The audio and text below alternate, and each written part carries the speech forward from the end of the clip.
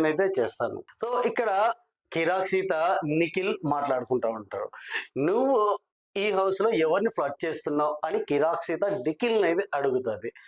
మనవాడు స్మార్ట్‌గా చెప్తాడు. ఏమని చెప్తాడయ్యా అంటే గనక నేను నీకు తప్ప ఎవరితో మాట్లాడతాను అని.